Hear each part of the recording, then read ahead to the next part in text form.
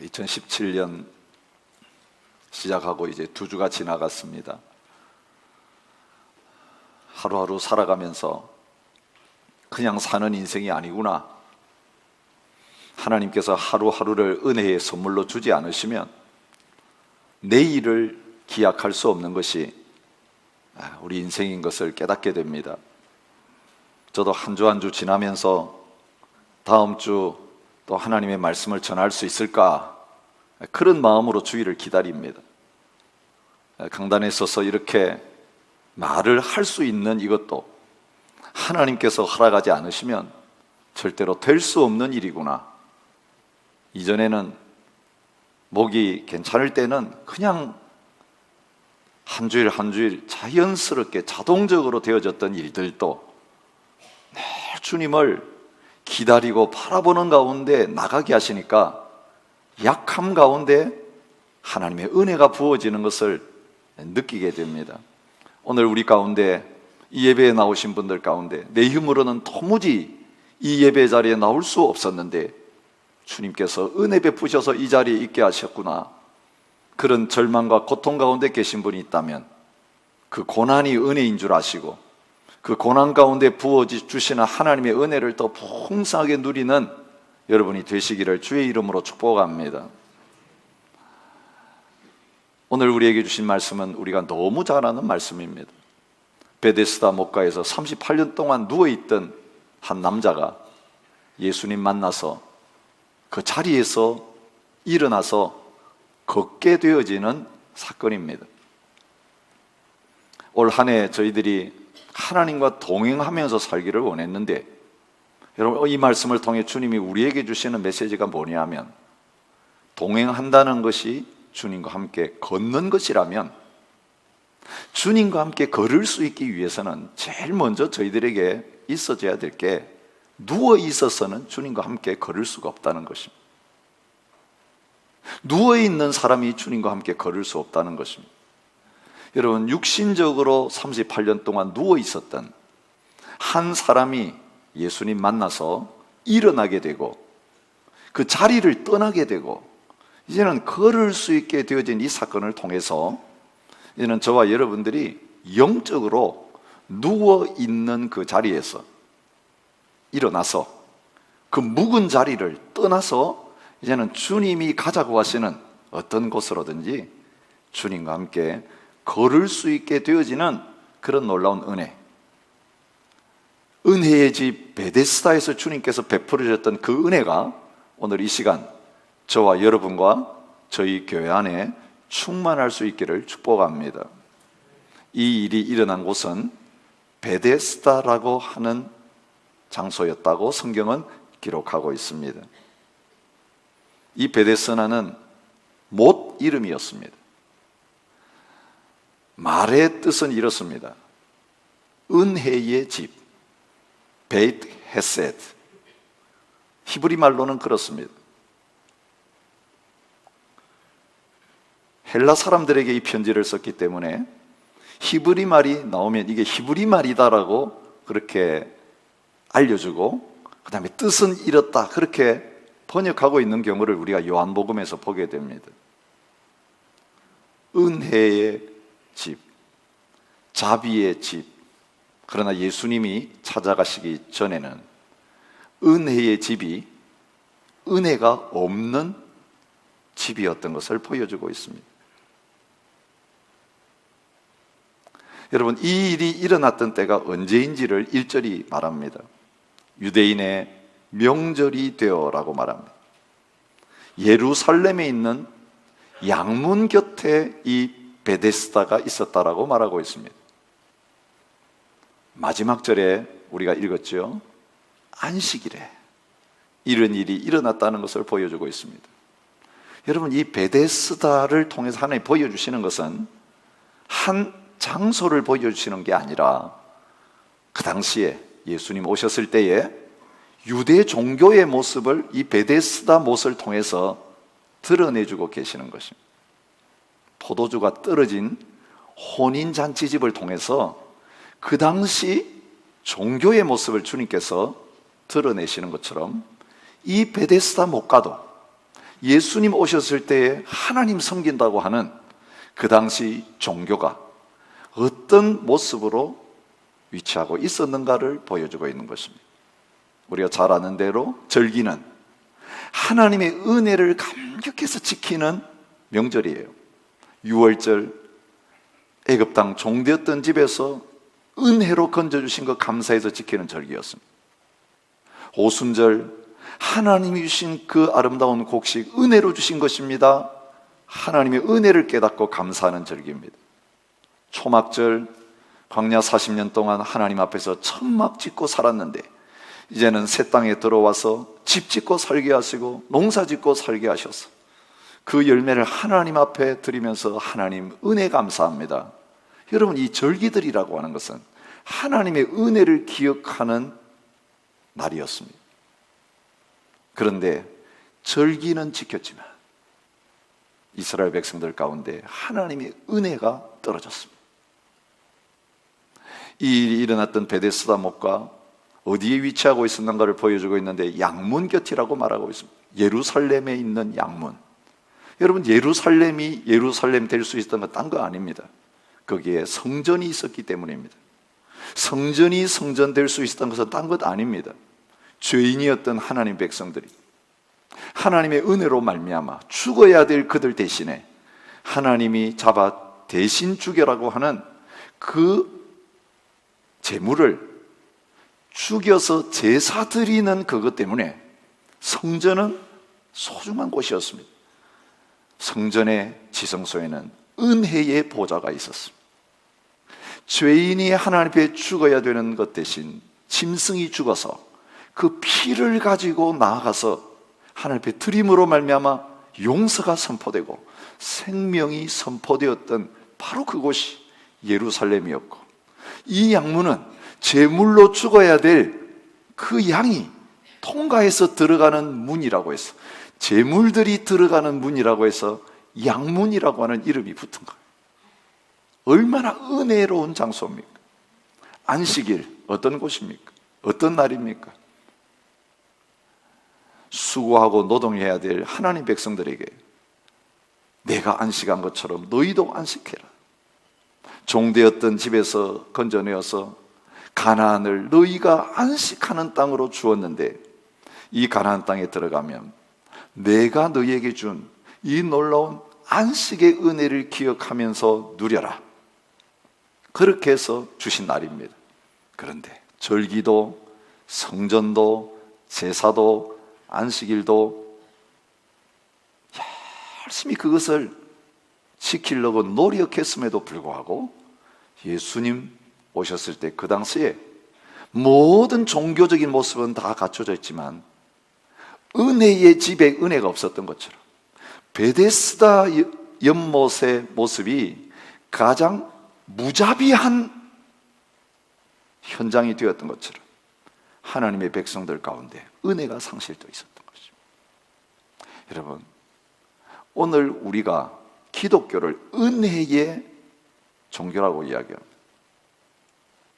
은혜 없으면 사실은 아무것도 아닌 종교입니다. 종교가 아니죠. 우리의 믿음은 은혜를 믿는 믿음입니다. 그런데 은혜의 집인 하나님의 교회가 예수님께서 찾아오셨을 때의 베데스다 못처럼 은혜 없는, 세상과 다를 바 없는 장소로 전락할 수 있다는 것을 저와 여러분들에게 보여주고 계십니다. 우리의 신앙생활 다시 한번 점검하십시오. 왜 주님과 동행하지 못하는가? 은혜가 떨어졌기 때문입니다. 하나님의 교회에 왜 이 은혜가 충만하지 못한가? 거기에 주님이 안 계시기 때문입니다. 우리를 찾아오신 주님 만나면 38년 된 이 병자의 인생이 일어나게 되었고, 자리를 떠나서 심상을 짊어지고 걸어가는 놀라운 역사가 일어났던 것처럼, 우리가 예배할 때마다, 주님 앞에 나갈 때마다 이 은혜의 주님을 만나고 이 주님을 바라보고 주님과 계속해서 함께 동행하는 가운데 배에서 은혜가 계속해서 솟아나는 놀라운 역사가 2017년 저희의 삶 가운데, 저희 교회 가운데 일어날 수 있기를 축복합니다. 왜 이 베데스다의 은혜가 없었습니까? 오늘 성경이 기록한 걸 찾아보니까 이 베데스다는 경쟁의 장소였기 때문에 은혜가 없습니다. 경쟁과 은혜는 같이 갈 수가 없습니다. 경쟁은 무엇입니까? 힘 있는 사람이, 더 의로운 사람이 하나님 앞에서 먼저 은혜를 받는 것입니다. 여러분, 참 아이러니합니다. 은혜를 받기 위해서 경쟁하는 일이 하나님의 교회 가운데서 일어나고 있습니다. 경쟁의 원리를 가지고 신앙생활을 하면서 내가 이 경쟁에 앞섰기 때문에 더 큰 은혜를 받았다라고 주장하는 경우들이 얼마나 많은지 모릅니다. 내가 더 많이 기도했더니 나았다. 내가 하나님 앞에 많이 충성하고 봉사했더니 복받아서 잘 됐다. 여러분, 이걸 은혜라고 착각하는 경우가 얼마나 많은지 모릅니다. 아니요, 그건 율법주의예요. 노력한 만큼 받는다. 이 베데스 목가에서 그런 일이 일어나고 있었어요.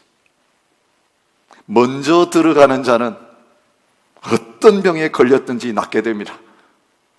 그래서 병자들이 모였는데 그 베데스 목가에서 지금 하고 있는 일은 뭡니까? 먼저 들어가기 위해서 노력하고 있는 거예요. 여러분, 먼저 들어가려면 제일 중요한 게 뭐겠습니까? 제가 상상을 해봅니다. 제일 가까이의 자리를 잡아야 됩니다. 늦게 와가지고 저 뒤에 있으면 먼저 못 들어갑니다. 앞자리를 잡아야 되는 거예요. 여러분, 누가 낫고 나가면 그 다음에 줄 서 있던 사람이 제일 빨리 그 자리에 들어가서 내가 두 번째로 와서 이거 내 자리야. 여러분, 제일 먼저 들어가는 사람만이 병이 낫는 건 뭐냐면 1등만 살아남는 구조예요. 이게 경쟁체제예요. 이게 이 세상에서 우리가 하고 있는 일이에요. 우리 아이들 하이스쿨 들어가기 전에 프라이머리부터 50반 들어가려고 학원 보내고 셀렉티브 들어가려고 줄 세우고 그 다음에는 HSC에서 최고의 점수를 받고 이 랭킹에 들어가기 위해서 공부하게 만드는 구조. 여러분, 이 세상이 줄 세워놓고 1등 하면 들어가게 만드는 거기에 우리도 같이 참여하면서 그것도 주여 은혜를 주시옵소서. 여러분, 은혜를 주셔서 좋은 학교 들어가게 해주세요.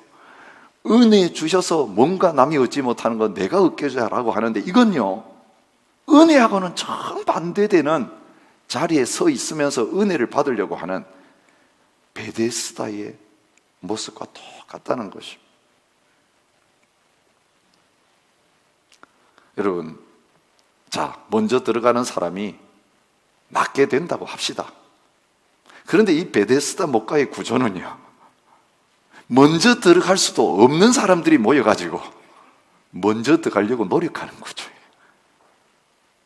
그러니 절망밖에 남는 게 없는 거예요. 자, 거기 모여있는 사람들이 어떤 사람들입니까?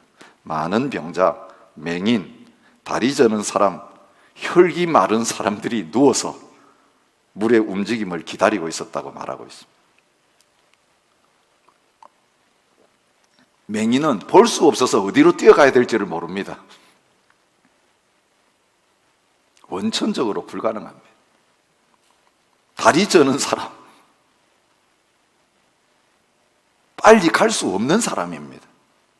더더구나 혈기가 마른 사람. 근데 이 사람들 전부 다 어떤 상태였다고? 누워있는 사람이었어요. 남의 도움이 아니면 스스로의 힘으로는 거기 들어가지 못하는 사람이에요. 여러분, 스스로의 힘으로 일어날 수도 없는 사람이, 걸어갈 수도 없는 사람이 제일 먼저 들어가면 낫는 그 줄에 서가지고 기다리고 있다는 것처럼 우스운 일이 어디 있겠습니까? 여러분, 오늘 우리의 신앙생활의 모습이 그럴 때가 참 많습니다. 여러분, 하나님 말씀 들으면서 오해하시면 안 됩니다. 많은 강단에서 율법주의가 선포됩니다. 성도들이 말씀을 들으면서 율법으로 받아들여서 내가 열심히 노력하고 빨리 먼저 뛰어가면 하나님이 은혜를 제일 먼저 주시겠구나. 그래서 내가 뭘 해야 될까? 여러분, 강단에서도 계속 하라고 합니다. 여러분 이렇게 사십시오, 이렇게 봉사하십시오, 하라는 명령이 주어지고, 그걸 받는 우리들이 그래, 구원받으려면, 하나님의 은혜를 받으려면 내가 남들보다 더 열심히 해야 되겠구나, 먼저 해야 되겠구나, 오늘 뭘 해야 되지? 여러분, 이런 생각을 하면서 하나님의 말씀을 받을 때가 많아요. 말씀 묵상에도 오늘 나한테 뭘 하라 그러시나? 여러분, 은혜의 주인공이신 예수님은 안 보이고요, 그분 앞에 나가서 그분과 만나서 사랑의 교제를 나누고 그분의 은혜를 먼저 받아야 되는데, 받는 문은 딱 잠궈두고 나가는 에너지가 나가는 문만 열어놓고 뭔가 열심히 하려고 막 일어나려고 만부름치고, 남들이 뛰어가니까 나도 뛰어가야 되겠다 막 뛰어가는데 나중에 전부 다 쓰러져 가지고 일어날 힘도 없는, 영적으로 다 누워서 널브러져 있는 그런 상태가 되어 있는 교회가 될 때가 많아요. 그런 신앙생활 될 때가 많아요. 새해가 되면 여러분 그래도 또 새해니까 하면서 좀 여러 가지 뭔가 마음에 힘을 얻는 걸 동원해주고 하는데요, 연말쯤 되면 전부 다 누워 계세요. 달려가도 걸어가도 피곤치 않아서 한 해를 그냥 팍 뛰어서 통과하고 지난해보다 더 빨리 달려가고 이렇게 해야 되는데, 연말만 되면, 연말까지 갈 거 없어요. 6월 7월만 되면 전부 다 레임덕 현상이 나타납니다. 신앙의 레임덕 현상. 이제 못하겠다, 이제 힘들다, 피곤하다. 여러분, 그게 뭔지 아세요?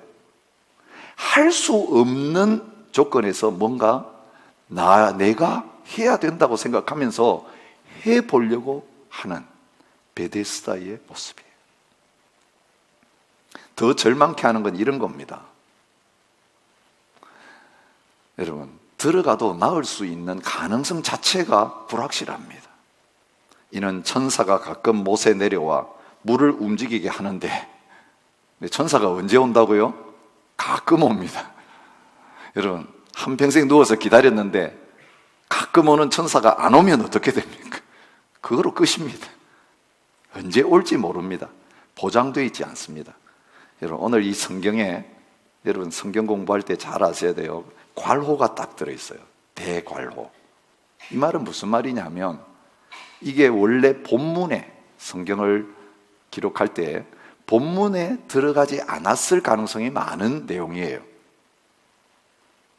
사람들이 왜 와서 기다리고 있는가 설명을 해주기 위해서 나중에 거기 첨가했을 가능성이 많은 말씀이에요.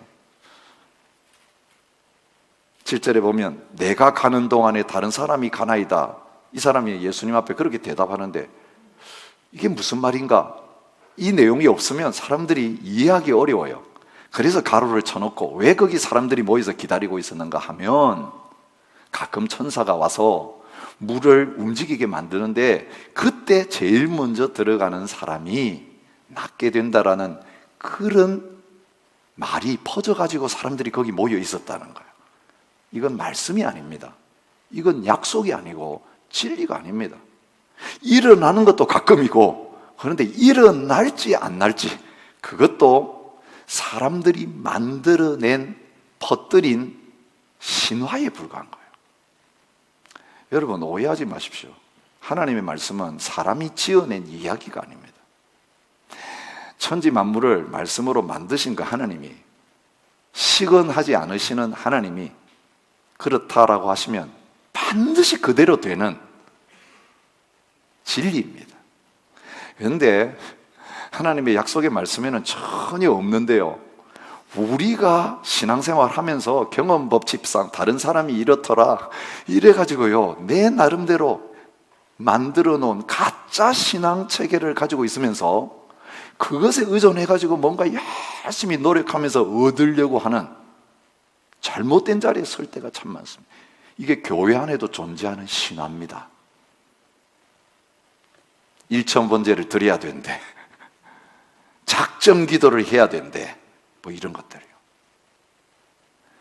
사람의 가르침과 그 결과들이 하나님의 말씀인 것처럼 포장되어 가지고 사실 그거 따라가면요 결과가 보장되어 있지 않습니다. 진리가 아니기 때문입니다. 근데 얼마나 많은 우리의 신앙생활이 하나님의 말씀인지 그렇지 않은지를 점검하지도 않고 그저 강단에서 목사님이 그냥 선포하니까 아멘 하고 따라가는 경우들이 얼마나 많은지 몰라요. 여러분 기억하십시오. 베레아 사람들은 바울이 복음을 전했는데도 바로 믿지 않았습니다. 어떻게 했습니까? 집에 돌아가 가지고 바울이 전한 그 복음이 성경과 같은가 말씀을 상고해서 연구해서 하나님의 말씀과 같구나. 그래서 바울의 말을 믿은 게 아니라 하나님의 말씀을 믿고 진정한 믿는 자들이 많아졌다라고 이야기하고 있습니다. 저는 우리 시드니 중앙장로교회 모든 성도님들이 그런 믿음을 가진 성도님들이 되기를 원합니다. 말씀이 아니라면 어떤 유명한 부흥사든 담임 목사가 오늘 설교에서도 그것은 받아들이지 마시고 여러분 그대로 사시지 말아야 됩니다. 말씀을 전하는 목사가 가장 힘써야 될 게 뭐냐면 하나님의 말씀이 그렇다고 하는 그걸 제대로 전하는 거예요. 사람들이 원하는 말을 전하려고 하면요 말씀 한 구절 읽어놓고 온갖 그럴듯한 것으로 하나님 말씀 전할 수 있습니다. 근데 거기 능력 없습니다. 사람의 비위 맞추는 거예요. 사람들이 듣기 싫어해도 심지어는 화를 내고 나를 친다 그러고 돌 들고 덤벼들어서 죽이려고 그래도 하나님의 말씀만을 바르게 전하는 그런 강단이 되어질 수 있기를 진심으로 축복합니다. 그래야 역사가 나타나는 것입니다.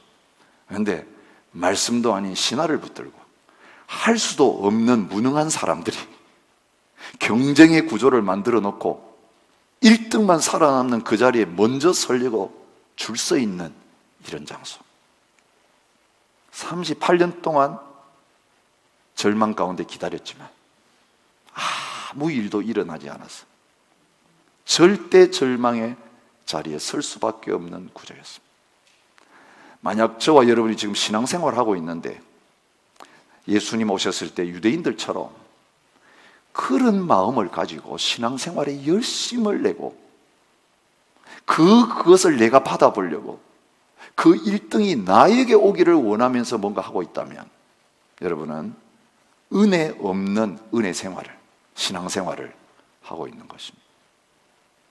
주님은 그 베데스다 목가, 은혜 없는 베데스다의 집에 찾아오셔서 은혜를 주시면서 그 38년 된 병자, 베데스다가 일으키지 못했던 놀라운 역사를 단번에 일으키시는 것을 볼 수 있습니다. 율법이 할 수 없었던 것을 복음이 예수님 안에서 이루어질 때에 가능하게 되는 것을 보여주시는 것입니다. 그래서 예수님이 그 38년 된 병자 향해서 어떻게 은혜를 베푸시는가 이걸 우리가 봐야 돼요. 저도 이 설교 많이 들었어요. 근데 이런 설교가 대부분입니다. 내가 낫고자 하느냐 여기에 이제 초점을 맞춥니다. 그래서 낫고자 합니다. 확실한 믿음을 고백하면 그 믿음 때문에 낫게 됩니다. 이런 식의 설교를 오늘 본문 가지고 하는 경우가 많습니다. 그래서 여러분에게 묻습니다. 여러분 낫기를 원하십니까? 아멘! 아멘 소리가 작아요. 여러분 나을 수 있다고 믿습니까? 나을 마음이 있을까? 아멘! 여러분 믿는 대로 될지다. 이 본문을 가지고 그런 설교를 하고 있어요. 여러분 다른 본문에는 그런 말씀이 있어요. 그런데 오늘 이 본문은요 여러분 믿어야 됩니다 이걸 이야기하는 게 아니라 주님의 은혜만이 모든 것을 가능케 합니다. 율법주의 대신 하나님 주님의 은혜가 얼마나 놀라운 것인지를 저와 여러분에게 소개하고 있는 거예요. 자 보십시오. 율법주의는 먼저 물에 뛰어들어가야 돼요. 그런데 예수님은 어떻게 하십니까? 너가 빨리 나한테 제일 먼저 1등으로 오너라고 말씀하시는 게 아니라 걸어갈 수 없는 그에게 아니 그 베데스다 목가에 와서 보니까 가장 희망 없는 그 38년 된 병자 병이 오래된 것을 아시고, 저 38년 알았어요, 저 힘들어요, 고쳐주세요 말하기 전에 예수님이 다 아시고 올 수 없는 줄 아시고 예수님이 걸어가셔서 그를 만나 주시는 은혜를 그에게 베풀어 주신 걸 보게 돼요. 여러분, 오해하지 마세요. 내가 주님께 온 줄로 착각하지 마세요. 주님이 먼저 나를 찾아오시는 것입니다. 내가 일어날 힘이 없어도 괜찮아요. 내가 누워 있어도 괜찮아요. 오늘 찬양하셨잖아요. 있는 모습 그대로를 주님 받아주세요. 우리가 요한복음 묵상하면서 여러 사람들이 예수님 만난 거 나오죠. 기적이 일어난 사건이 나오죠. 첫 번째 기적, 가나의 혼인잔치는 예수님이 사실 먼저 찾아가신 게 아니고 잔치에 예수님을 초청했어요. 그래서 거기 계시면서 그런 일이 일어난 거예요. 그죠? 니고데모도 먼저 자기가 예수님 찾아왔어요. 어제 묵상했던 왕의 신하의 아들이 낳게 된 것도 신하가 예수님에게 찾아와가지고 자기 아들 고쳐달라고 부탁한 거예요. 그런데 오늘 이 38년 된 병차는 불행하게도 예수님이 누구신지도 몰랐어요. 그죠? 이제 나중에 읽어보면 나오지만, 낳고 나서 누가 고쳤냐? 이제 유대인들이 물으니까 모릅니다. 여러분, 예수님을 알아서 믿은 사람이 아니라 예수님을 만나서 병이 나았는데 나를 고쳐준 사람이 누군지도 몰라요. 예수님이 했다는 것도 몰라요. 예수 이름도 몰라요. 그런데 나았어요. 이게 은혜입니다. 걸어갈 힘이 없으니까 찾아오신 겁니다. 아예 능력이 없는 줄 알고 대신 다 해주시는 겁니다. 여러분, 이런 하나님의 은혜가 저와 여러분을 위해서 준비되어 있다는 사실을 기억하시기 바랍니다. 내 힘으로 못 고칩니다. 내 힘으로 나를 못 바꿉니다. 너 조금 바꿔가지고 오면 내가 도와주겠다, 이거 아닙니다.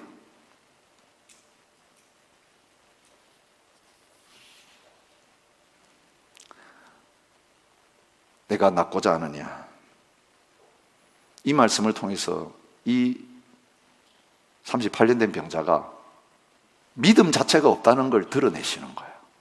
믿음을 일으켜가지고 뭔가 해주시는 게 아니고 그 믿음 자체가 얼마나 잘못된 믿음인가가 드러나요. 낫고자 하느냐, 그러니까 예수님이 누군지도 모르죠. 그죠? 자기 자신이 지금 베데스다 못가에 와 있는데 이 사람이 건강한 30세 정도 된 청년인 걸 보니까 낫고자 하느냐 하니까 자기가 가지고 있는 신앙체계, 사고체계를 가지고 예수님을 바라보고 있는 걸 보게 됩니다. 뭐라고 합니까? 주여, 물이 움직일 때 나를 못에 넣어주는 사람이 없어 내가 가는 동안에 다른 사람이 먼저 내려가나이다, 이렇게 말합니다. 그럼 무슨 말입니까?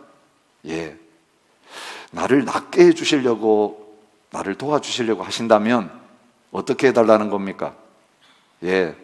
나는 보호자도 없습니다. 저 보세요. 저 사람은 나보다 중한 환자인데 벌써 내 앞줄에 서 있어요. 간병인이, 온 가족들이 떠나지 않고 계속 그 사람하고 기다리고 있는 사람이에요. 근데 나는 나를 돌봐줄 사람도 아무도 없어요. 걷지도 못하지만, 걷지 못해도 누가 들고 갈 수라도 있으면 가능성이 있지만 나는 도와줄 사람도 없어요. 혹시 당신이 나를 도와서 빨리 들어갈 수 있도록 해줄 수 있다면 그렇게 해주세요라는 거. 여러분, 오늘 우리가 주님 앞에 나왔어도요, 나에게 은혜를 베풀기를 원하시면서 모든 거 다 준비해 놓으시고 나에게 받으라고 하시면서 오시는 그 주님 앞에 우리가 이런 기도를 할 때가 많아요. 주님, 제가 열심히 공부할 테니까요. 주님, 열심히 일할 테니까요. 열심히 노력할 테니까요. 내 힘으로는 안 되네요. 주님, 조금만 도와주시면 안 돼요? 그래서 이 경쟁 체계 안에서 더 빨리 갈 수 있게 해주세요. 더 빨리 합격할 수 있게 해주세요. 더 빨리 잡을 얻을 수 있게 해주세요. 더 빨리 영주권 받을 수 있게 해주세요. 더 빨리 낫게 해주세요. 웨이팅 리스트가 너무 길어요. 여기까지 오려면 몇 년 걸려요, 주님? 근데 주님 도와주실 수 있어요? 혹시 기적을 베푸신다면 빨리 앞자리에 불러가지고 빨리 해결해 주세요. 여러분, 이런 신앙생활 하는 경우가 얼마나 많은지 몰라요. 이걸 기도라고 하고 있어요.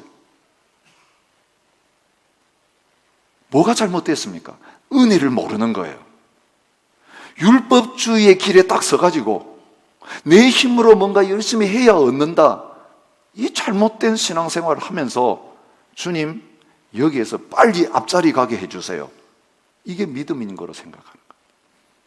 내가 낳고자 하느냐, 이 질문은 어떤 질문인지 아세요? 내가 세우는 나의 나라에서는, 내가 베푸는 은혜의 세계에서는 먼저 들어가는 사람이 먼저 낳는 게 아니고 나중된 사람이 제일 먼저 낳는다, 그걸 보여주시는 거예요. 예수님이 포도원 일꾼의 비유 하셨잖아요. 아침부터 나와서 일한 사람들이 있고, 문 닫기 1시간 전에 예수님이 와서 일해라 그래가지고 들어가서 일한 사람이 있는데, 품삯을 줄 때는 어떻게 합니까? 제일 늦게 와서 1시간밖에 일하지 않은 그 사람부터 제일 앞장 세워가지고 품삯을 받게 하는 거예요. 당연히 먼저 와서 받는 사람들은 실망했습니다. 우리가 아침부터 와가지고 하루 종일 일했는데 제일 마지막에 품삯을 주시잖아요. 그것도 똑같이 주신다는 것에 대해서 화를 냈습니다. 여러분, 율법주의자들은 은혜의 현장에서 화내게 되어 있어요. 저 사람 나보다 교회 늦게 온 사람인데, 내가 훈련시키고 키운 사람인데 먼저 직분을 받다니, 있을 수 없는 겁니다. 오늘 하나님의 교회에 선거가 있을 때마다 시험이 들고 사람들이 떠나가는 가장 핵심적인 이유가 뭔지 아십니까? 율법주의 때문입니다. 제일 나중된 자에게 하나님이 제일 먼저 은혜 베푸시는 거예요. 직분은 은혜입니다. 하나님이 쓰시는 건 은혜입니다. 할 수 있는 생명도 주셨고, 구원도 주셨고, 지혜도 주셨고, 은사도 주셨고, 내가 가진 건 아무것도 없는데 무능하기 짝이 없는 나에게, 악하기 짝이 없는 나에게, 이게 웬 은혜입니까? 여러분, 이 은혜의 감격이 있어야 생명 다해서 주님을 위해 충성할 수 있어요. 좀 섬기고 나서 어려운 일 생기고 인정 못 받고 환난 당하면 나 뭐 안 섬길게요 벗어버리고 가는 이유가 뭔지 아세요? 얼마나 큰 은혜를 내가 받았는지를 몰라서 그래요. 가당키나 한 일입니까? 여러분, 죄인이 목사가 된다는 게 가능키나 한 일이냐고요. 악하기 짝이 없는 사람에게 성도라는 이름을 주시는 게 가당키나 한 일이냐고요. 내가 한 게 뭐가 있다고요. 다 주님이 하셨어요. 죽어야 될 내 대신 주님이 죽어주시고, 살 수 없는 나에게 주님이 부활하셔서 찾아오셨어요. 내가 너의 생명이 되어주겠다. 내가 너의 지혜가 되어주겠다. 내가 너의 보배가 되어주겠다. 다른 거 필요 없다. 나만 있으면 된다.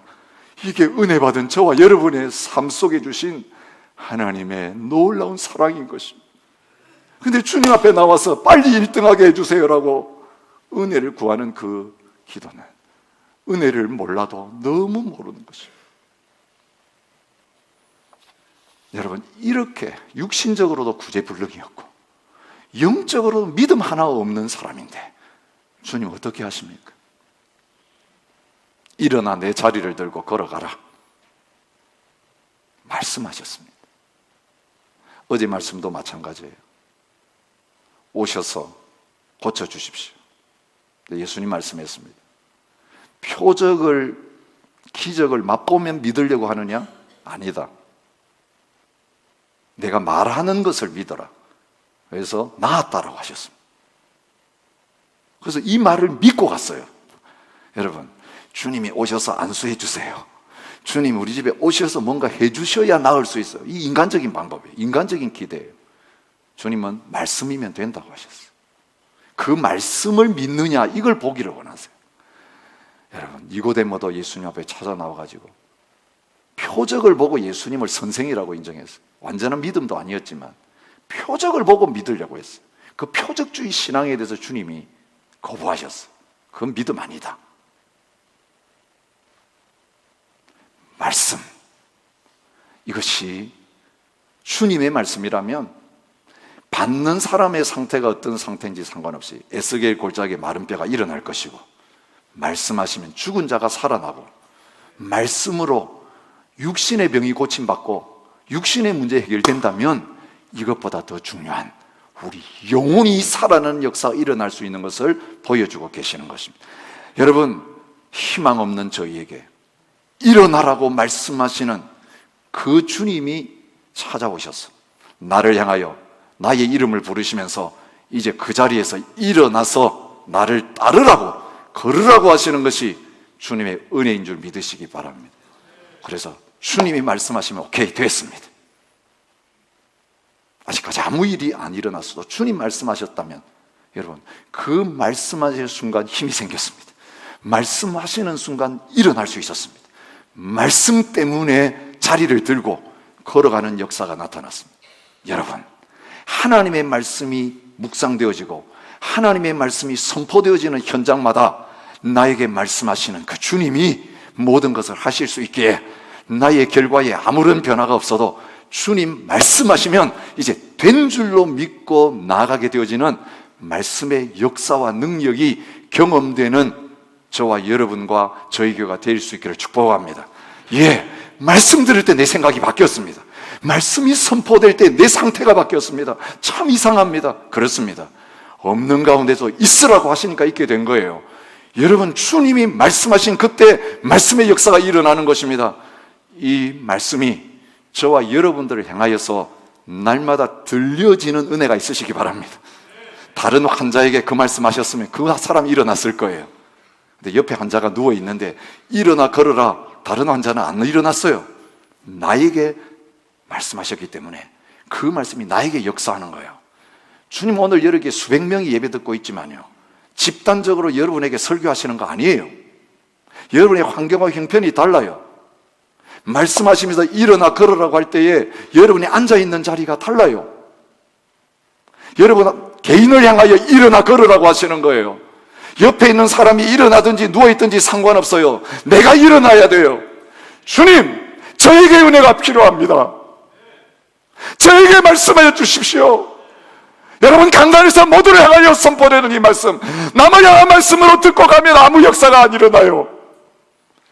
나에게 주시는 하나님의 생명이구나, 이 말씀을 나에게 주시는 마지막 희망으로 받을 때에 여러분, 말씀 듣는 그 순간 내가 살아나고 내가 바뀌고 죄를 끊고 바뀌어지는 역사가 일어날 수 있기 바랍니다. 육신의 질병이 낫는 건 이거는 가장 쉬운 일입니다. 주님이 보신 가장 큰 은혜는 너가 나았으니 다시는 더 심한 것이 생기지 않도록 죄를 짓지 말라. 오늘 38년 된 병자를 일으키시면서 주님이 기대하시는 것 바로 그겁니다.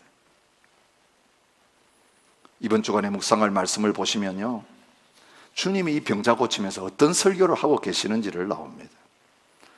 내 말을 듣고 나 보내신 이를 믿는 자는 영생을 얻었고 심판에 이르지 아니하나니 사망에서 생명으로 옮겼느니라.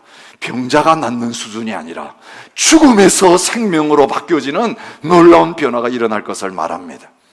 진실로 진실로 너희에게 이르노니 죽은 자들이 하나님의 아들의 음성을 들을 때가 오나니 곧 이때라. 듣는 자는 살아나리라. 복음이 선포될 때 내가 영적으로 죄 때문에 죽은 존재인 줄 알고 주님이 다 해놓으셨구나, 주님이 나를 사랑하셔서 믿으라고 하시는구나, 일어나라 걸으라고 말씀하실 때, 예 주님, 주님이 나를 위해 죽으셨고 주님이 나를 살리시면 나는 이제 살았습니다. 나는 이제 일어났습니다. 여러분, 일어났기 때문에 주님 걸어가는 것 따라가서 같이 걷는 것이 저절로 되어지는 그런 은혜를 누리시기 바랍니다. 율법주의는 할 수도 없는 사람에게 너가 은혜 받으려면, 말씀 순종하고 나하고 따라오려면 너가 노력해야 돼, 너가 빨리 들어와야 돼, 이렇게 말하는 거예요. 그러니 절망이죠. 할 수 없는 상태에 있는 나에게 자꾸 뭘 하라 그러니까 얼마나 힘들어요. 복음은 그게 아닙니다. 주님이 고쳐 놓으시고 일어날 수 있게 고쳐 놓으시고 일어나라고 하시는 거예요. 힘이 있으니까 일어나죠. 일어났으니까 주님 걸어가는 것은 식은 죽 먹기죠. 주님이 저와 여러분을 위해서 모든 걸 하셨습니다. 주님이 생명이십니다. 주님이 빛이십니다. 주님이 생수십니다. 그저 믿음으로 받아들이면 됩니다. 내가 하는 게 믿음이 아니에요. 내가 하려고 노력했더니 안 됐구나. 주님이 다 행해 놓으셨으니 주님, 저에게는 은혜가 필요합니다. 주님이 필요합니다. 주님이 찾아오셔서 말씀으로 고치시고 말씀으로 살리시고 이제는 같이 가자고 하니까 은혜로 말미암아 일어섰으니, 은혜로 말미암아 살았으니 이제는 주님을 따를 수 있습니다. 안전뱅이가 일어나서 예배하지 못하고 성전에 들어가지도 못하는 상태에 있다가 예수의 이름으로 일어나 걸으라고 해서 걸고 나니까 어떻게 됐습니까? 성전으로 뛰어들어갔습니다. 뛰어들어가면서 뛰면서 찬양했습니다. 여러분, 주님의 은혜를 통해서 이름은 교인이고 겉으로는 살았다라고 하는 이름을 가지고 있지만 영적으로는 죽어있던 자리에 있는 여러분들이 일어나 걸으라는 주님의 말씀 앞에서 이제는 일어나는 역사가 일어날 수 있기 바랍니다. 그리고 걷는 역사가 일어날 수 있기 바랍니다. 달려갈 수 있는 자리에 함께 서시는 저와 여러분이 되시기를 진심으로 축복합니다. 은혜가 우리를 바꿉니다. 주님이 바꾸시면 변화되지 않았던 나의 삶에 기적이 일어납니다. 이제는 걸어집니다. 뛰어집니다. 주님 말씀 순종할 수 있게 됩니다.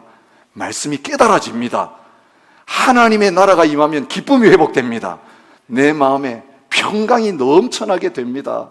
감사와 감격으로 주님 앞에 다 바치고 다 헌신할 수 있는 놀라운 역사가 일어날 것입니다. 오늘 주님은 우리에게 딴 거 요구하지 않습니다. 주님, 다른 사람 말고요, 저에게 이 은혜가 필요합니다.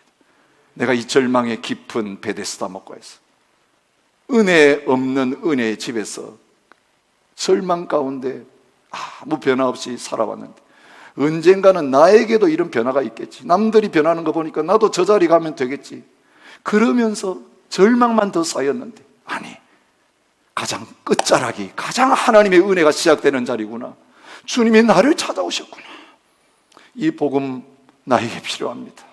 38년 된 이 절망의 환자가 나입니다. 나를 일으켜 주시고 나를 주님 따르는 자리에 서게 하십시오. 이 산마음으로 함께 나아갔으면 좋겠습니다. 여러분, 자리에 일어서셔서 주님, 이제는 영적으로도 일어서서 주님 따르기를 원합니다. 기대와 소망으로 함께 찬양하며 나갔으면 좋겠습니다. 내가 깊은 곳에서